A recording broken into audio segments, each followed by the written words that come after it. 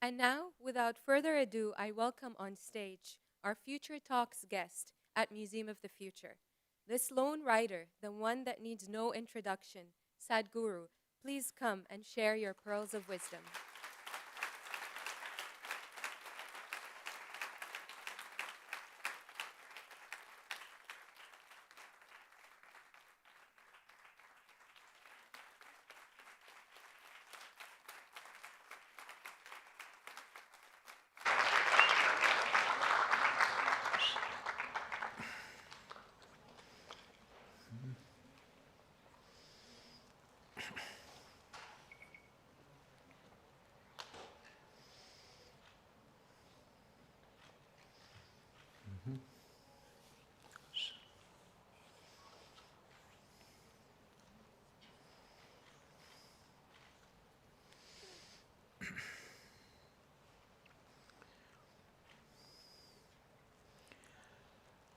Jananam sukadam maranam karunam milanam maduram smaranam karunam kalavashadya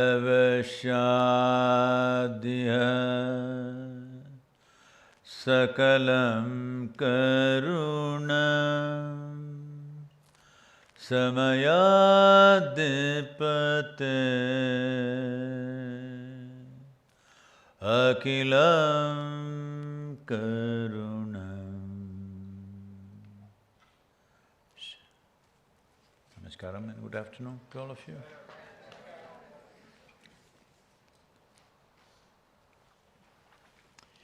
Well, this fascinating place, incredible design and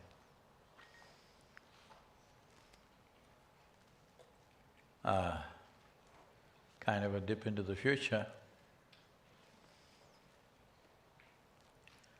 So, human attention has shifted to many things that we could do that we are not able to do right now. But one large area which has been left unexplored is the human being itself. Whatever kind of technologies we develop, whatever kind of machines we build, essentially, we can only think of doing something which is an extension of our existing faculties. See, if you were made like a tree that is rooted to one place, would you have thought of a bicycle? Hello? Only because you already have mobility, you thought about enhanced mobility. That evolved into many things. Only because we can speak. We came up with a microphone and a telephone. If we had no such thing as speech, would we have thought of a microphone and a telephone? Because we can see, we have microscopes and telescopes.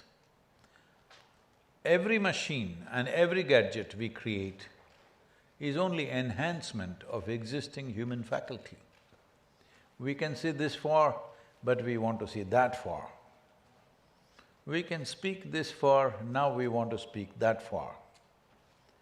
We can hear this far, now we want to hear from somewhere else. Everything. There is no other way for a human brain or human intelligence to function. We will only think of how to enhance this. The purpose of enhancement is essentially a longing to enhance the quality, the content and the profoundness of our life. In this effort, we are doing many things, but all these things need to happen in the world, no question about it, but it's extremely important. This gadget, still, even though you may have supercomputers, you may have spacecrafts, you may have all kinds of things, still this machine is the most sophisticated technology on the planet. Do you agree with me? Yes. Question is, have you even read the user's manual? Such a sophisticated machine, if you try to operate blindly, it looks like one big problem. This is what is happening to human beings. Being alive itself is becoming a problem for a whole lot of human beings. Just to keep them peaceful, you have to do so many things. To keep them entertained, you have to do so many things. To keep them happy, you have to do so many things. In these efforts, we are ripping the planet apart.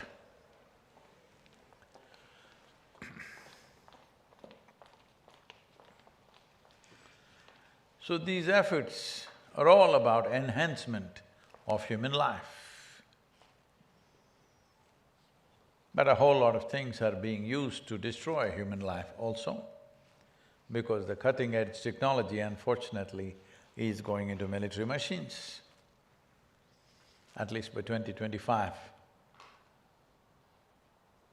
all of you young people should take it up and see that governments commit.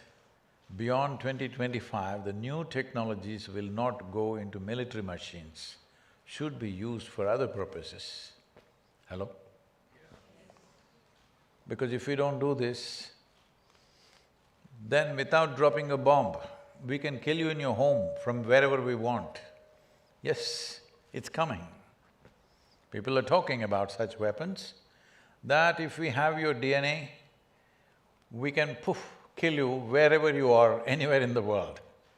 Right now, people are talking about that kind of technology. Well, this could be used positively also, but the question is into whose hands it will go.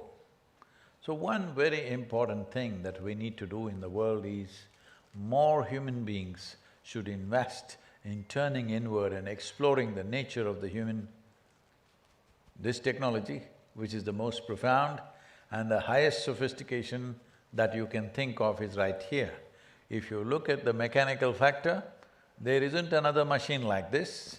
If you think about the electrical systems, there isn't another one like this. If you look at the electronics, there isn't another one like this. Even if you want to call yourself AI, there isn't another one like this. There is a huge misunderstanding between what is intellect and what is intelligence. Intellect means, unfortunately, in English language, it's all the same word, mind. But in yogic terminology, intellect is referred to as buddhi. There is another dimension of intelligence called ahankara. There's another dimension of intelligence called manas, and another one called chitta. This manas can be further divided into 8 parts. Buddhi means the intellect, it's the front end of your intelligence. You want your intellect to be sharp. Hello? If you don't say yes, I'm blessing you. You want your intelligence to be sharp. Yes. Okay. But now, the moment I give you a sharp knife, you must also have a very steady and conscious hand. Otherwise, this knife will either cut you up or cut somebody else up. Knife is not dangerous. Knife makes life, isn't it? You can use it to save life, to make life, or to take life. Yes or no? Same knife. Because which hand holds it is the important thing. So, buddhi or the intellect, we want it really sharp as possible, because it is this aspect of our intelligence which cuts through the world, which deciphers things for us, which gives us logical deductions to things that are happening around us. This is that part of intelligence which takes care of your survival process. Because today we have glorified our survival, we call it economy, we call it ambition, we call it progress, but it is survival glorified.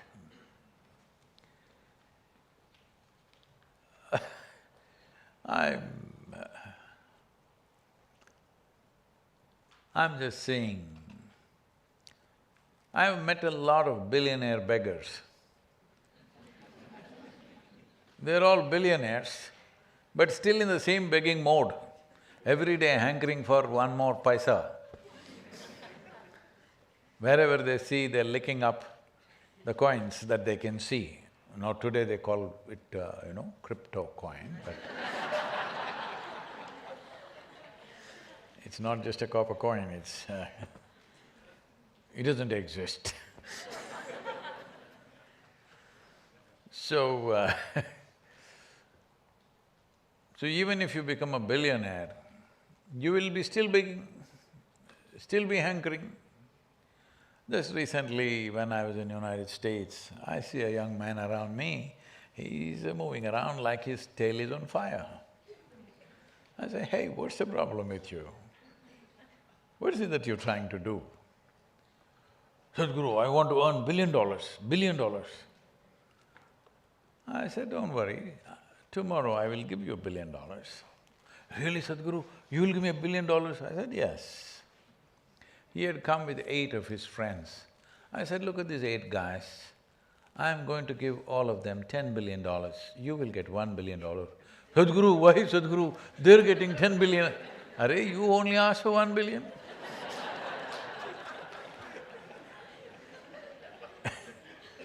So with 1 billion, if the other 8 guys have 10 billion, this guy still is a beggar.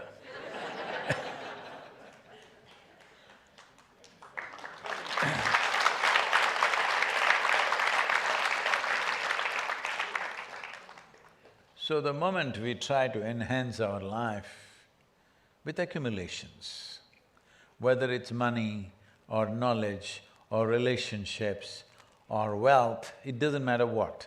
If you believe that you can enhance your life by accumulating something, then you've lost your track. Life can be enhanced only by enhancing your perception and profoundness of experience. Otherwise, it'll not be enhanced. You can sit on the top of the mountain and still be frustrated. You can sit in a palace and still be miserable, yes or no? Yes. Because enhancement of life will not happen with accumulations. Accumulations can create some amount of comfort and convenience, some ability to act in the world, but it will not enhance your life in your experience. That if you sit here, you will not feel any enhanced because of your bank balance. Your enhancement is only because this person sitting next to you has nothing. You're just enjoying his poverty. Hello? Essentially, people are enjoying what other people don't have. If I enjoy what you don't have, I call this sickness, not success. Hello? None of you have eaten for 3 days. No, just an example. It may happen, I'm preparing you for 25 years later. Future, it's a future museum, I'm just telling you.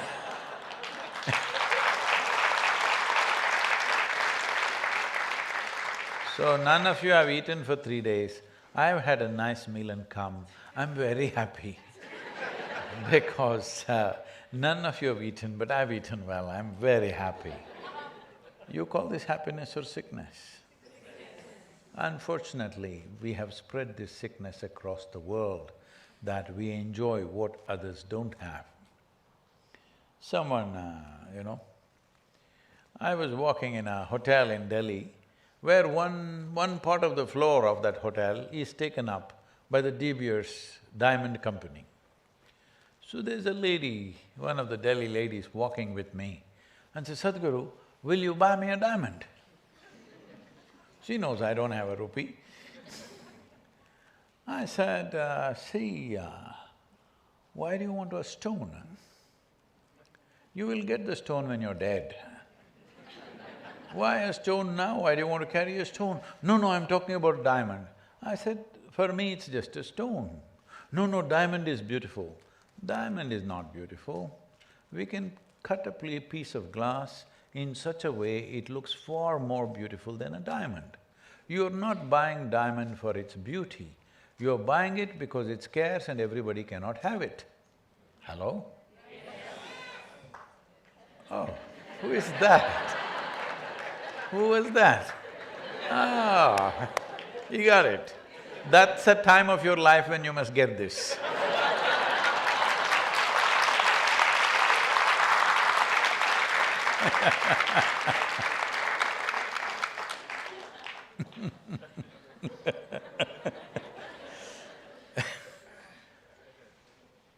So, you own something not because it's useful to you. If it's useful to you, you enjoy using it, please have it, whatever it is. But you're having it only because others don't have it. This is a sickness. This will naturally happen to you if you enhance your intellect without enhancing other aspects of your intelligence. Because the nature of the intellect is to accumulate. Today you call it as information, you call it as data, essentially it is accumulation. And because of this information, we have given up on human attention. It is only with human attention you can open any door in the universe. Keenness of your attention will do that. But today, right now I've looked up Wikipedia of all of you guys, I know everything about you, I don't have to look at you. This is how we have become. Hello? Because I have information in my head, I don't have to pay attention. See, whatever information, let's say if I take one of you as an example, if I have all the information about you, about your life, still it could be wrong this moment because a human being is a possibility. This moment you may be something other than what information I have, isn't it so? If I am not open to that possibility, I am missing the whole human being because a data doesn't make life. Data is the footprint of life, not life. If you see my footprint, that's not me, isn't it? And the whole, once you are thinking about accumulations, the next thing is you want to leave a footprint. Those who want to leave a footprint in this world, they shall never fly.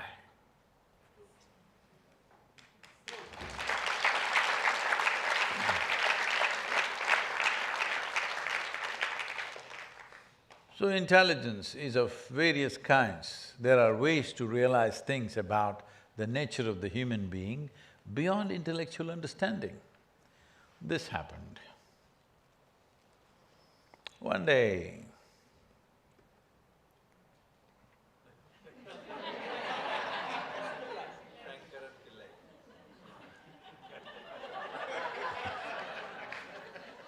are you introducing yourself?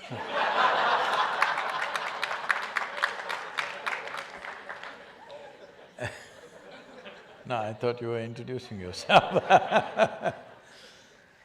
So, a man had a gala fight with his wife. And then he wandered out, little frustrated, not knowing where to go. He just walked around and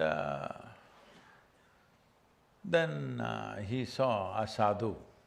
In India, sadhus, these are mendicants, these are full-time spiritual seekers. They're just always traveling. One of the rules for a sadhu is he never puts his head down in the same place for more than 3 days. That means he should not gather any kind of relationship with anything, he must be moving all the time, no gathering. So a sadhu was settling down under a tree just outside the town. He saw sadhu settling down and he looked so peaceful and wonderful. He went to him and said, "See, I'm having trouble with my wife. I've lost my peace and I need something that will enhance my life." So sadhu asked, "What do you mean something? What do you want?" He said, "If I get some treasure, I could enhance my life." Then sadhu had a shoulder bag. He put his hand into it and pulled out a skull-sized diamond, the largest diamond on the planet. He said, "Here it is, take it and go." He looked at this, "You giving this to me?" He said, "Yeah, take it and go. You wanted treasure, take it and go." So he took this and started walking towards the town. Then he thought, if the people see this, somebody's gonna kill him. So he hid it in his clothes and looking here, there, fearfully, he went home. Then he thought about telling his wife. Then he knew if he tells his wife, she will tell her mother, her sister, her friend. This is too dangerous. So he went into the bedroom and put it under the pillow. And wife said, why are you going to bed? Why don't you come and eat something? He said, no, I'm not hungry. And slept with such a big rock beneath your pillow. He couldn't sleep and he was hungry. He struggled the whole night. He couldn't sleep. Morning 4:30, he woke up and he thought, if the sadhu just has to pull out this diamond and give it to me like this, what is it? He checked it, is it really diamond? And it was a genuine diamond. Then he took it and went back to the sadhu. Sadhu had just started his morning, in 3:40. Always yogis start their sadhana at 3:40 in the morning because it's a special time. So, he was beginning his sadhana, his yoga. So he went and said, "Sadhu Maharaj, I just asked for treasure. You pulled out such a big diamond and gave it away to me without a second thought. If you have to give away this kind of treasure to me, what is it that you got which is more valuable than this?" Then sadhu smiled and said, "Oh, you're looking for that one, come and sit here now." Because the value of being human is that you're alive, and this aliveness is not just a physical phenomena. If you know little intellect, it becomes a psychological phenomena. If you know some emotion, it becomes an emotional phenomena. If you dig deeper, it becomes a life phenomena which is cosmic in nature, limitlessly possible. Because the limitations are set. If you're identified with the body, this is all you are. If you're identified with your mind, this much you are, maybe a library at the most. If you're identified with your emotions, 4, 5, 10, 15 people around you. But if you're not identified with any of these things, you have all these things. You have a body, of course, you have a psychological process, you have an emotional process, but if you're not identified with it, then living here is a cosmic process, a limitless possibility. Every human being is competent and capable of this. No human being is incapable of this. It's just lack of focus, lack of priority, that's all. What they're looking for, that's all that's happening. So why is it not naturally happening? It would naturally happen without even looking for it, if only if you were not identified with anything. People keep asking me, "Sadhguru, where did you learn all this? What about this? How did you get this? How did you get that?" Because everybody knows I'm quite illiterate. I don't read, I don't listen to anything, nothing. Where does it come from? So this is all it is, that what you identify with, you become that. If you get identified with this vessel, very strongly identified, this is my vessel, this is my vessel. If somebody takes a hammer and hits it, your heart will break. Yes or no? Yes. So this is the power of identity. This is the second layer of intelligence, it's called ahankara, identity. This is something totally neglected in modern education system because how your intellect will function simply depends on how you're identified. If you're identified very strongly as a male person, it functions that way. If you're identified as a woman, it functions that way. If you're identified with a nation, it functions that way. If you're identified with a religion, it functions that way. If you're identified with a family, it functions that way. Whichever way you identify yourself, your whole intelligence will function that way, isn't it? To a point where you're willing to live and die for it. Yes or no? Yes. So this is how powerful identity is. But we are allowing that to be formed just like that, as with associations, we are becoming identified with this and that. So, in the yogic culture, when a child becomes 12 years of age, first thing we do is that the child should take a cosmic identity, a limitless identity, identify with the universe in which you exist. We are talking about a universe and cosmos because if you say, stay here without identity, you don't know how to be, because intelligence will not function like that. Your intellect cannot function without an identity, it needs that intent. So you give it a cosmic identity because you do not know the boundaries of the cosmos, where it begins, where it ends. So it's almost being limitless. Conceptually, it is a limitless possibility. In reality, there may be a limit, but we are not able to see those limits, so it's limitless at least in our perception. So the second dimension of intelligence, which we call as ahankara, which is identity-based, if you manage this in a limitless way, let us say you have a universal identity, now your intellect functions in a certain way. If you're identified with just this one person, your intellect functions just all the time trying to protect these two things. If you're identified with 4 people, it just functions within that 4. If you're identified with 10 people, just within those 10. But if you're identified in a limitless way or with the cosmic identity, your intellect functions seamlessly. This at least you must do to yourself, otherwise you are a free bird but caged. The state of humanity is like this. A bird which was living in a cage for a long time, now the door is blown away, but out of sheer habit, it never flies. It sits right there because it's gotten used to that.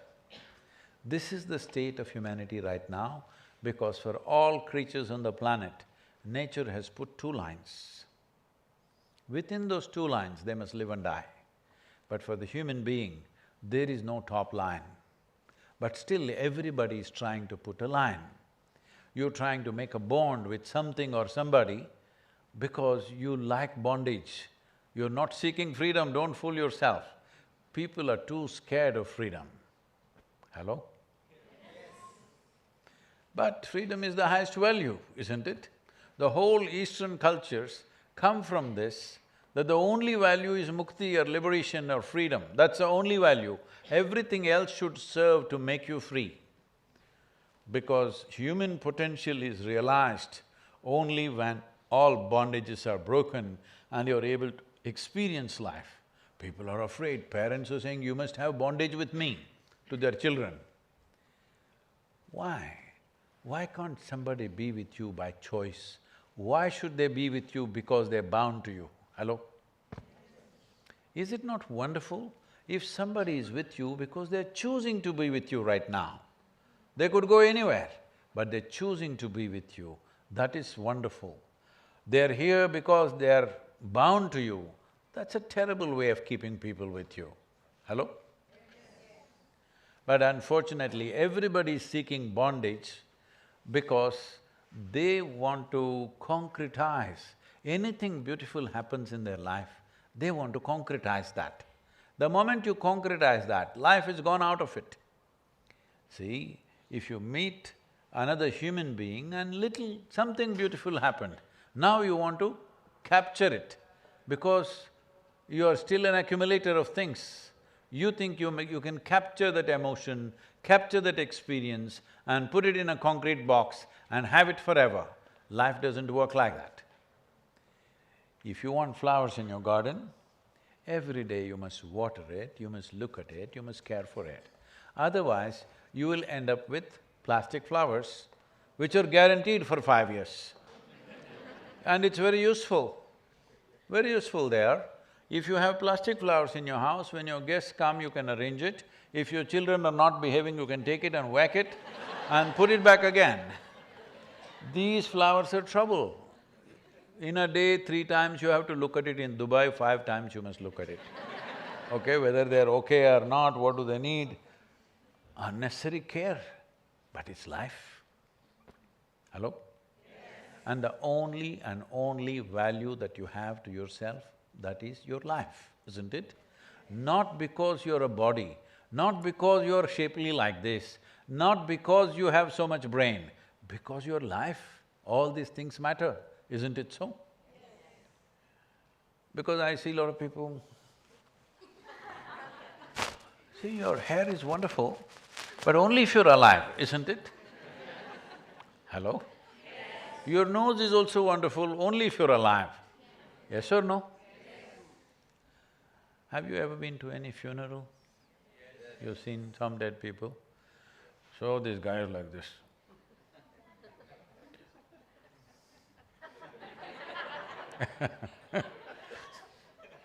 This guy is like this, you go and tell him $10 billion. He's not interested. You tell him this big diamond, you tell him mountain of gold, you tell him most beautiful woman. Tell him whatever you want. Once life has been taken out of it, nothing matters, isn't it? So I'm saying even now, the only thing that you have is life. Rest is all your imagination. It's just your imagination. Simply some utility things, you have made it into something else in your mind. It's only in your mind. Existentially, you have nothing other than life right now. Only if you're alive, people who love you also will sit next to you. If you're dead, even they will get up, scream and run away. Yes, they will. So, this one precious thing, has it been experienced? Has it been looked at? Has it been explored? No. We're just busy doing metaverse now. I'm not against any technology, I'm for technology. But you must be rooted in this life and then explore other things. If you're not rooted in this life, you will lose it if you start exploring something else. First you must be rooted here, then you do all the other things. Now we can make everything in a way to enhance this life. Everything to make this life or to create an ecosystem where this life can flourish. So, the third dimension of intelligence is called as manas. It is a huge silo of memory. We identify 8 forms of memory. I will not go into all these things, but to tell you simply, there is evolutionary memory in you. Hello? There is? See, for next 3 days if you eat dog food, just for experiment I'm saying. If you eat dog food, will you become a dog? No, because there is genetic memory here, there's evolutionary memory here, which clearly says this is a human being. Do what you want, it will not change its form, isn't it? Because the memory is established. Your body has a form only because of the memory, isn't it? Now, you may… do you remember how your great-great-great-great-grandfather was? No. You have not seen him, you don't remember. But most probably his nose is sitting on your face. Yes? Because your body remembers. Your body remembers not only 5 generations ago, even 5,000 years ago, how your forefathers were, from skin tone to everything it remembers, isn't it? So what you call as my genetics is again memory. Like this, there are 8 silos of memory: conscious memory, unconscious memory, articulate memory, inarticulate memory, like this 8 forms of memory. It's only because this silo of memory is there, intellect is active in the front end.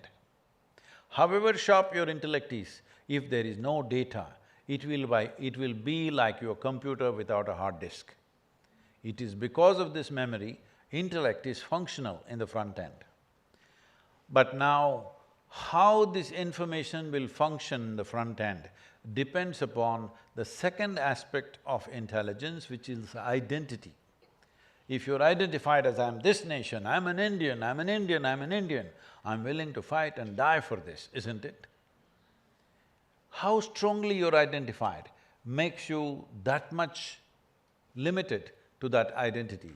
Whether it's a nationality, race, religion, gender, you name it, we have taken thousands of identities. But the moment you're identified, this identity will decide whatever information you have, how it functions within you is determined by this identification. Or to give it a analogy, if you see buddhi or the intellect as a sharp knife, the hand that holds it is the identity. The memory is deep inside. So these 3 dimensions of intelligence normally happening almost like an automatic process. If you bring awareness to it, if you bring consciousness to it, there are many miraculous things you can do.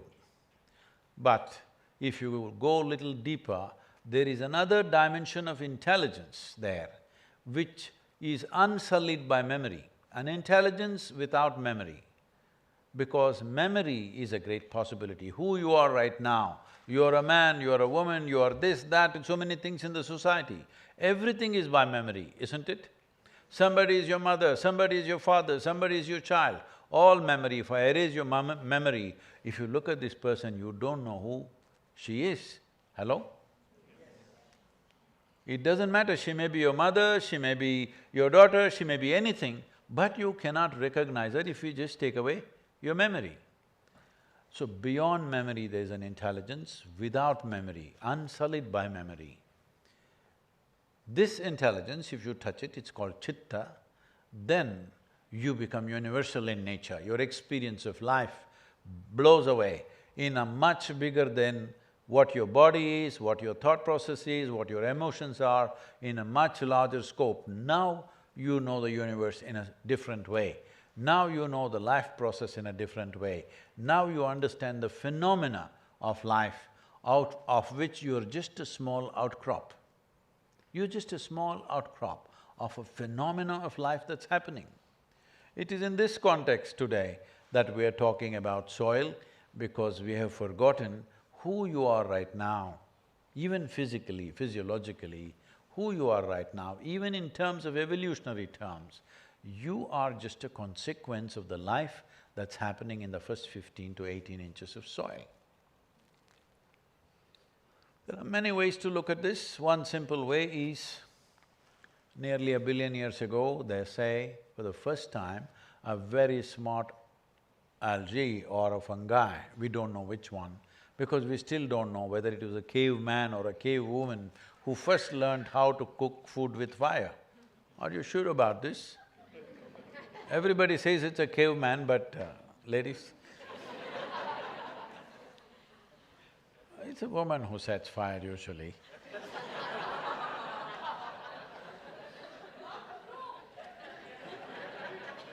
I'm speaking the truth. See, there are many ways to set fire. We can set fire to cook, we can set fire for a funeral, we can set fire to destroy your home. We can use fire in so many ways. But generally, women use fire in a constructive way. It is a man who threw a bomb most of the time okay, in a destructive way. No, be nice to men, what are you doing?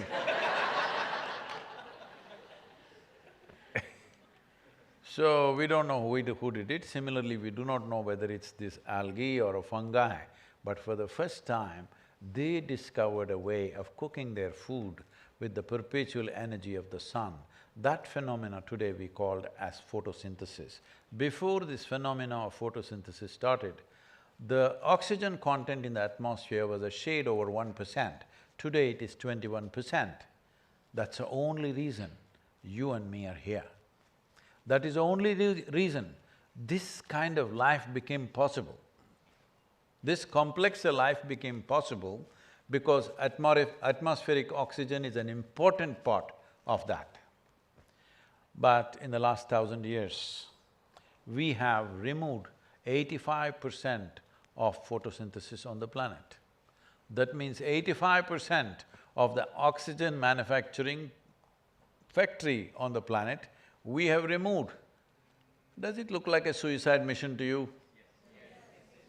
So this is what we are trying to reverse with Save Soil.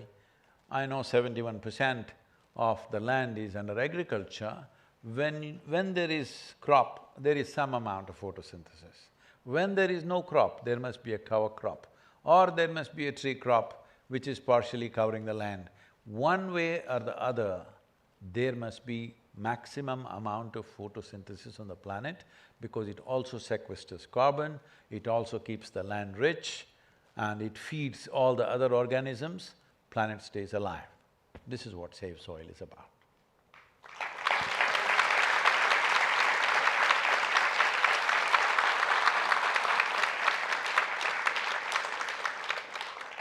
I think we have a bit of time. If you have a question, we can handle that. She's a virologist. What do you think? You think they are the ones who bred the virus? Please, ma'am, take the microphone. I hope it's okay, I'm picking on you wherever you come. Thank you, Sadhguru. Namaskaram. Sadhguru, inner engineering and Shambhavi Mahamudra. So when you were saying about intelligence and the dimensions, I've been wanting to know how Shambhavi Mahamudra, how does it help with the dimensions of intelligence? It's created so much joy and balance, but the different aspects, whether it's arm chanting or how does it work? How does it work? Okay. There's a specific question, may not mean much to many people, but what Shambhavi means is, there is a simple method with which one aspect of it is, it transforms your chemistry into a blissful chemistry. Because this is the most complex and sophisticated chemical factory on the planet. Do you agree with me? Now the question is only, are you a good manager of this chemical factory or are you a lousy manager? If you're a good manager, you will make these chemicals blissful chemistry. If you're a lousy manager, you will make it into anxious chemistry, bitter chemistry, hateful chemistry, something else like this that is not good for you. Another aspect of Shambhavi is, the most significant aspect of Shambhavi is, if you sit here, if you are in Shambhavi, you will see your body is here. What you see as your psychological process is little away from this, and you are little away from these two processes. Your physiology and your psychology, your physiological process and your psychological process and who you are, there's a little space. Once there is a space between you and your body, between you and your mind, this is the end of suffering, because you know only two kinds of suffering: physical suffering, mental suffering. Do you know any other form of suffering? Oh, you haven't found any? Okay. So physical suffering, mental suffering, once there is a little bit of space between you and the body, between you and the mind, this is the end of suffering. Once there is no fear of suffering, only and only then you will walk full stride in your life. Otherwise, no matter what you're doing, carefully observe yourself and see, no matter what you're doing, what will happen to me is always the thing which limits you, isn't it? Yes. That means suffering may come. If there is no possibility of suffering, whatever happens, this is how you will be. If you had this assurance, would you do a lot more things in your life? Yes. You must. That freedom should come. For this, you need a little space between you and your body, between you and your mind, because when you're in it, you never know. See, human beings walked this planet for thousands of years, but they couldn't figure it was round. Because even now if you walk up and down this hall, planet flat or round, tell me? It is flat in your experience. So, when is it that this became clear?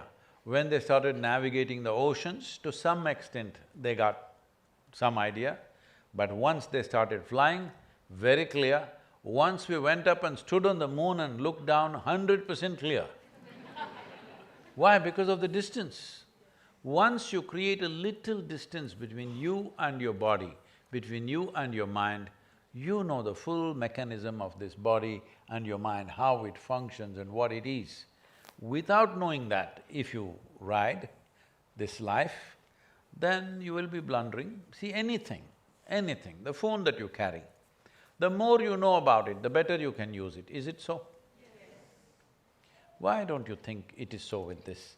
The more you know about this, the better you can use it, isn't it? So this is all it means. If you want to know this, either you can search the libraries of the world and get all bits and pieces of information, but you yourself are here with a living body, living human being. If you want to know about this, should you turn inward or should you read a book? I'm asking, should you go to the library? You should turn inward because you yourself are life. You shouldn't ask me what is life.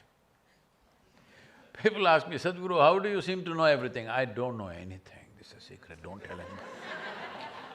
I know only one thing. I know this piece of life from its origin to its ultimate nature. I'm only talking about this. People think I'm talking about them.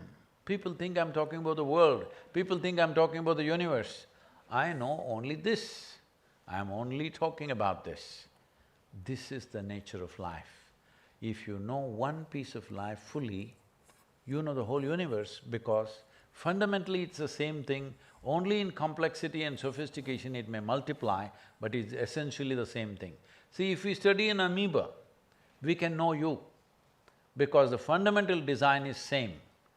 It is far more complex, you are far more complex and sophisticated than an amoeba, but fundamentally you are the same. So if you know an atom, in some way you know the whole universe, because essentially it's the same structure, but more and more complex and sophistication happens. So, knowing the nature of your existence is far, far more important, and with this we don't have to blunder around exploring technologies, we can specifically come out with technologies that we exactly want. Because if you know this, you know the highest technology in the universe right now. You just have to manifest the same thing in many different ways.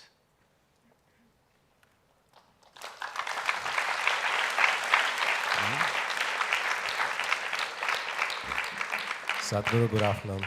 Please take the microphone, anybody.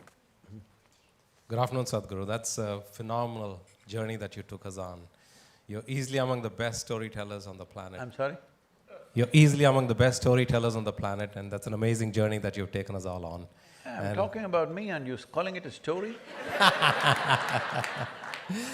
Life is a one long story, but Sadhguru, the reason I'm standing up to talk today is to introduce you to my son. He's 30 years old now. He's never spoken in his entire life, and he started communicating through a communication board about 3 years ago. And he was pretty much written off as somebody who didn't have much of intellect, chitta, buddhi as he called it. About 3 years ago when he started writing poetry. And I'd like to offer this scroll to you. It's a poem that he wrote about a couple of weeks ago, which went viral on the Save the Soil Conscious Planet website.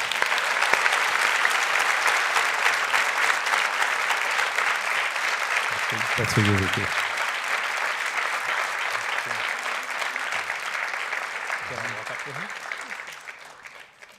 I'd just like to get him to hand over the scroll to you if you don't mind. Oh, you can read it from there? No? Oh, sure, I could. Bobby? Okay, whichever way you want to do it, I it's have the fine. poem, I can read it. Vicky, you wanna hold this?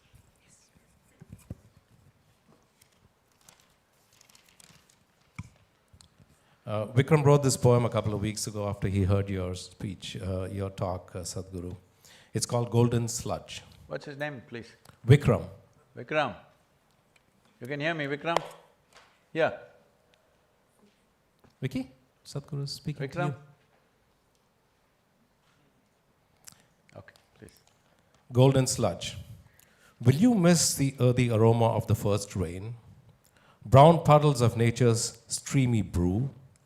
When it's time to feed the species its seasonal grain, reaping earthen bounty for its motley crew. Amazonian lungs heaving, breathing, stifling smog, snuffing out paradise from its God-given landscape. Rue not your self-indulgent quest to conquer run amok. Leave not our motherly feeding bowl with little left to scrape. Acrid plumes of acid rain burning already scorched earth, saplings burnt in their surrogate tracts of machine-tilled factories. Snuffing life's will for birth and rebirth, drowning wails of coming generations' soulless stories. The ground below making way for 6-foot coffins, worms dwelling in lifeless habitat, sentencing the planet back to its arid origins. Wake up to feed the swan before it chokes in the starving weeds. That's by Vikram.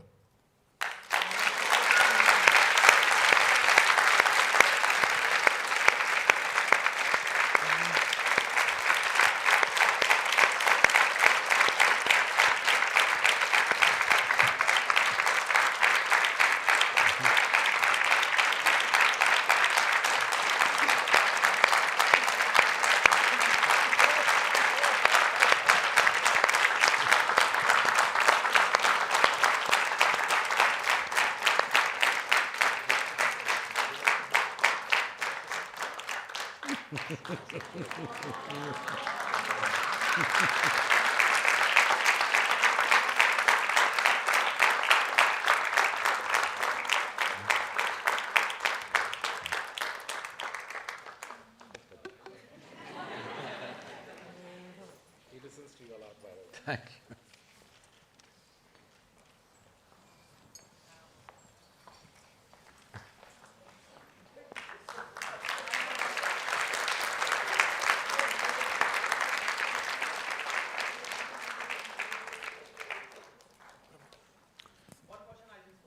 Please take the microphone, please. Yeah.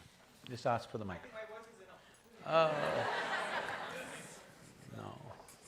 Sir, I feel Indian theory has incarnation, and you What? tell many times incarnation, incarnation of Rama and Krishna. I feel you are the incarnation of Adi Sankaracharya. Adi Sankaracharya, who gave a very big impact on the world. You are the soul of Why are you Adi making me Sankaracharya. somebody other than who I am? What I feel, what I feel. This is what I feel. And because soul gave us structure. Use a soil. Soil gave us structure to us. But we have a soul. Soul comes. Oh. You are the soul of Adi Sankaracharya, and different structure given by the soil. That is why you are saving the soil. Okay, sir. Second thing. Okay, no. One Second, theory, one theory is enough, Yeah. please.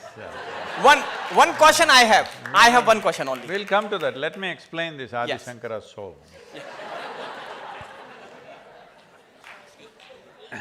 See, I was in Bahrain, 4 days ago I was in Bahrain. One of these wonderful ladies who is doing a lot of work, she's a Sheikha and she's doing a lot of work.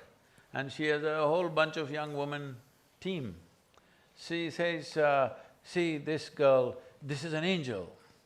She does this. This is another angel, she does this. I said, hey, stop doing this.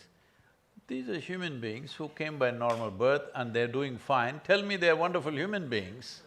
Why are you going on saying they're angels from somewhere? So essentially because very few human beings utter the word human proudly. How many human beings say, I'm a human being with pride? They say, oh, I'm only human.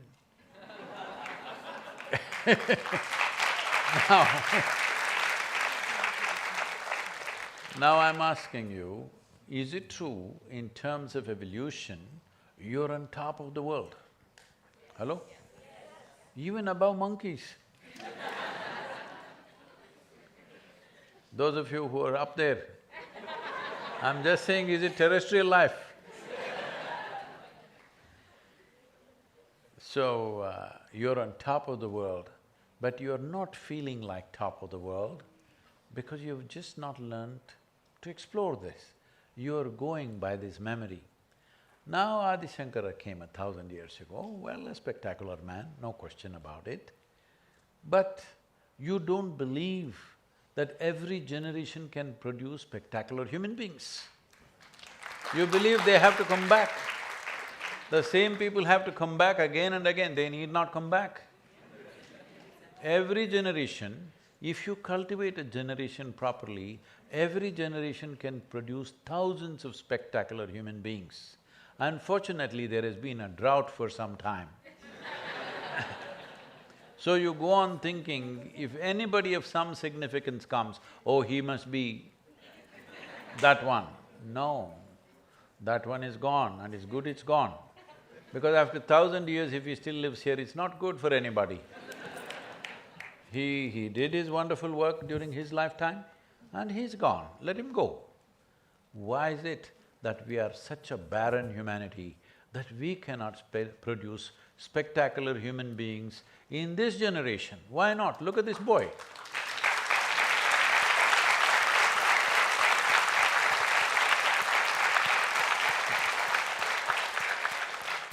So don't go on pulling back the dead.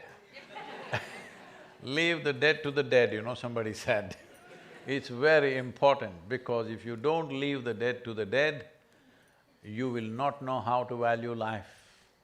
Because this is a very bad habit most of you have, that people that you were not on talking terms with when they were alive, the moment they die, they become so wonderful. Huh? Whole lot of people are doing this, isn't it? When they were alive, they were bickering with each other, can't talk to each other. But once they are dead, oh, my father was such a fantastic man. When he was alive, you couldn't stand him. So I'm saying, life is very brief. When people are alive, whatever kind of nonsenses they have, just make the best out of it. Because they will be dead or you will be dead soon. Hello? When I say soon, I'm not wishing you a quick death.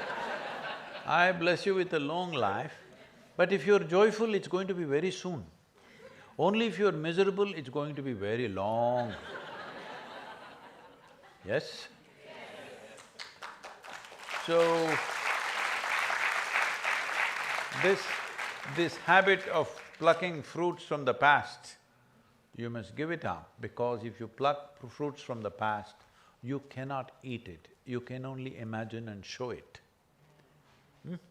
See, I plucked a fruit from 10 years ago from a tree. Here I have it, do you see the apple? Hello? I can talk about it, talk about it, talk about it and make it real in your mind, but you will not be nourished by it.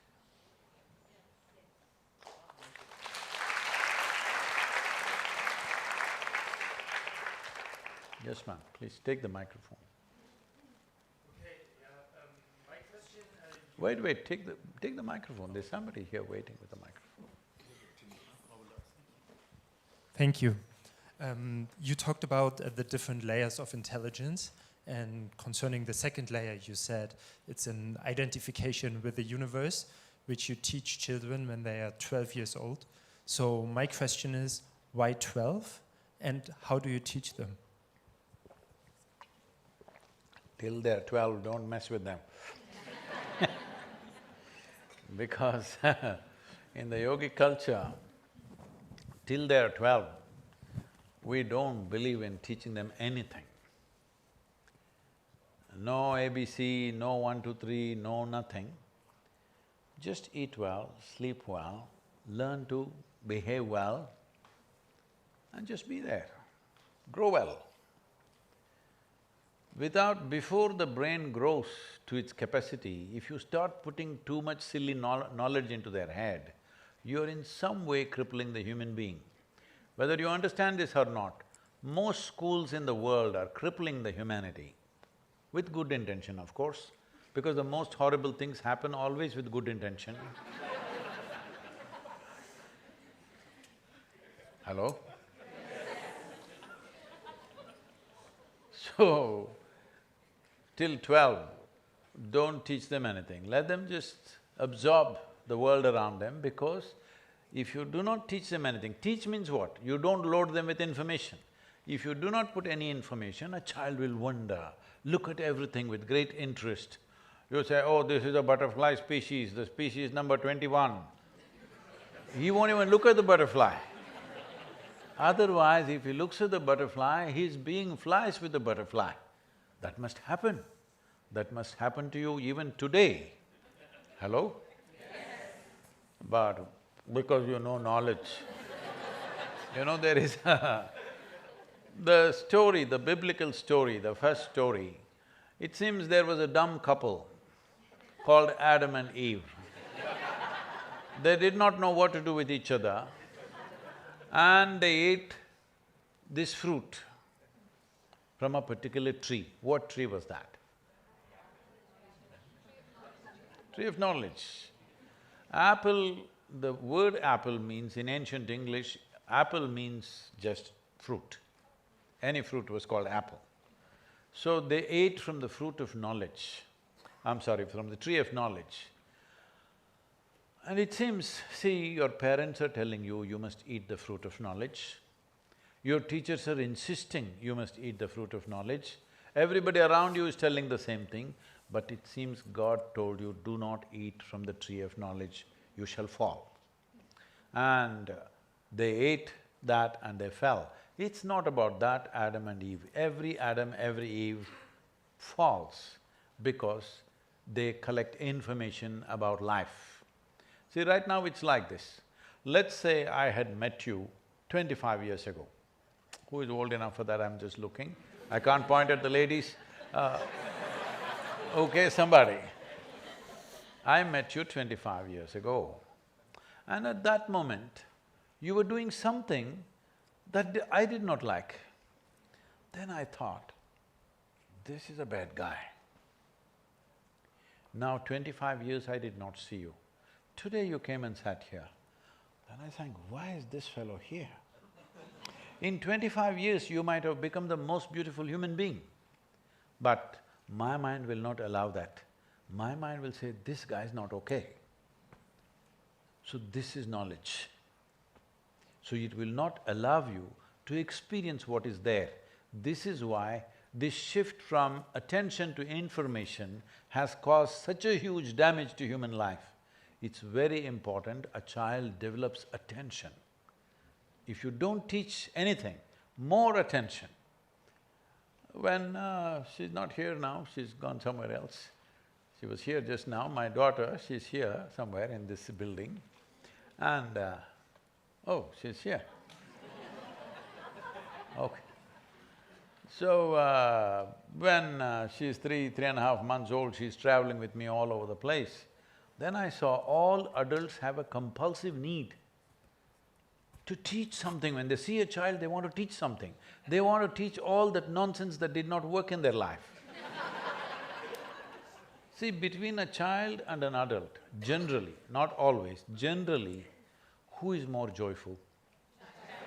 Who should be a consultant for life?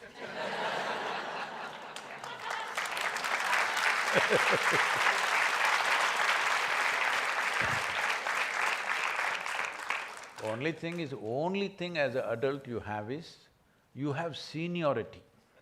You came a few years early. Beyond it, there's nothing, so you're just bullying around because you came early. Just like in schools and other things, these habits have come now. Just because you came there 2 years earlier than somebody, you torture somebody. This is what adults are doing to children. Hello? Yes. So I said, nobody teach her anything. But Sadhguru, what about 1, 2, 3? I said, no 1, 2, 3. Then somebody comments, then she won't even know how many fingers she has. I said, what does it matter? If she thinks this is 10 or she thinks this is a million, what does it matter to me? If she knows how to use these 10 fingers, that's all. And anyway, who told you this is 10? You just called it 10, I call it a million. What's your problem?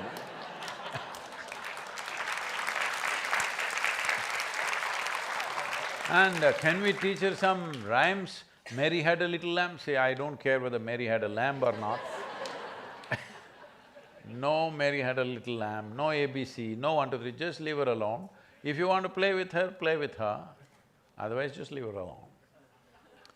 Because this nonsense of wanting to impart this nonsensical stuff, which is all about survival. Only things adults know which children do not know is they know a few tricks of survival, they know the marketplace. That a child will learn when time comes. The important thing is, you learn to become an exuberant, joyful, profound life. This is most important, because that's all you got. You got nothing other than life. If life is taken out of you, there is nothing else in you, isn't it? If you do not give significance to that, then you will have everything and you will have nothing. This is what modern societies are. Everything, the way you cannot imagine. 100 years ago, even royalty could not have what ordinary citizens today have, isn't it? But are they bursting with joy? No, there is a mental illness pandemic, I believe. See, you can say mental illness, you can give it any number of names and descriptions. Essentially, it is a case of your intelligence has turned against you. Yes or no? You call it stress, anxiety, this, that, whatever. Your intelligence is not working for you, it's working against you.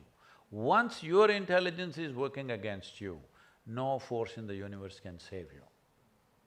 Very important. Your body, your intelligence works for you. Hello? Yes.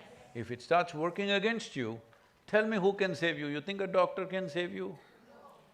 No. Nobody can save you.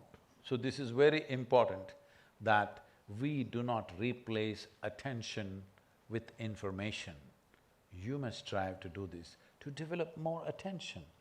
Attention means, what should I attend to? Should I look at a pretty woman? Should I look at a flower? Should I look at sunset, sunrise? That's not the point. Attention is an illumination. If you turn on the light, does it just shine on this person or that person selectively? It's just on. If the light is on, everything that is there is seen. Just like that, if your attention is on, everything that is there here is seen. Just now somebody was asking me, Sadhguru, when you're riding for this 30,000 kilometers, are you listening to music? I said, no, why would I do that? I'm not listening to music. Sometimes I'm having interviews and stuff on the motorcycle, I'm doing all these media interviews. When I'm not doing that, I'm just alert. That's the whole thing about riding. You just alert. To what? To everything. Otherwise, you won't live to be 65 when you're on a motorcycle. Thank you. Thank you very much.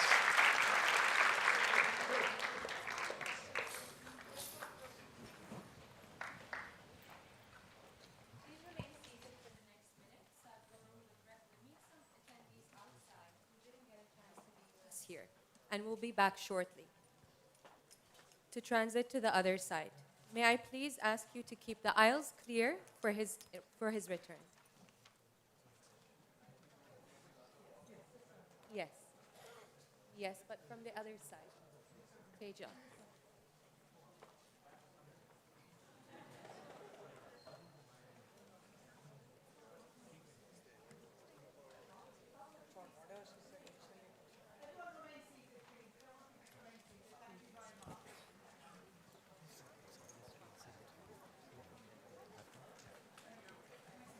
Okay.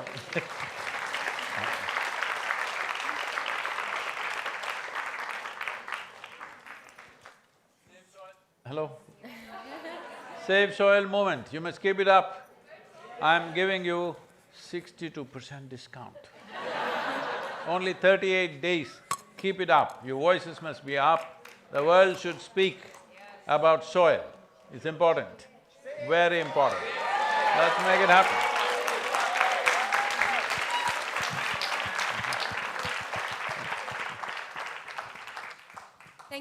everyone for attending Future Talks at Museum of the Future.